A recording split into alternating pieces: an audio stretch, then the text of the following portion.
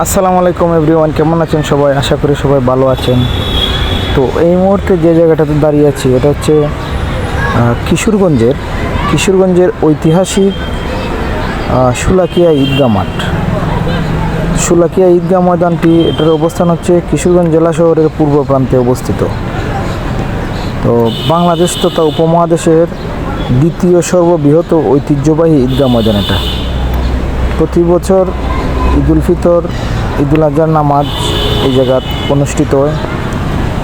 তো কালের স্রোতে শোলাকিয়া ঈদগাহ ময়দানটি পরিণত হয়ে উঠেছে একটি ঐতিহাসিক স্থানে।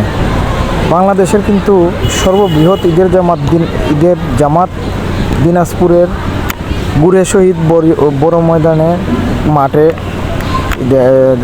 বড় জমাত হয় সারা বাংলাদেশের মধ্যে। এরপরে দ্বিতীয় সর্ববৃহৎ ঈদের জামাত অনুষ্ঠিত হয় এই শোলাকিয়া ময়দানে। এটার ঐতিহ্যবাহী করেছে কিশোরগঞ্জকে। বর্তমানে এখানে একসঙ্গে প্রায় 3 লক্ষাধিক মুসল্লি জামাতের নামাজ আদায় করে। নামাজ শুরুর আগে কিন্তু এখানে শর্ট গানের ফাঁকাগুলির শব্দে সবাই নামাজের প্রস্তুতি নেওয়ার জন্য সংকেত দেওয়া হয়।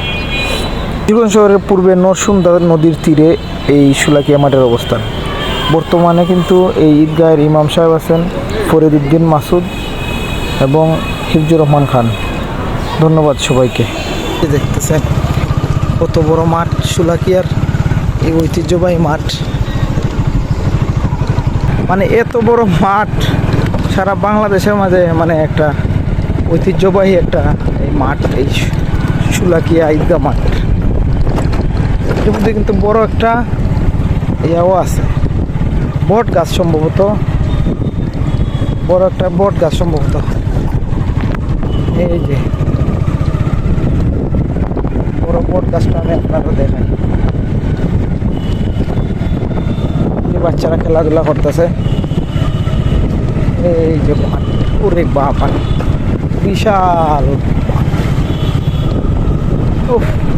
মজা লাগবে জায়গা বইলে।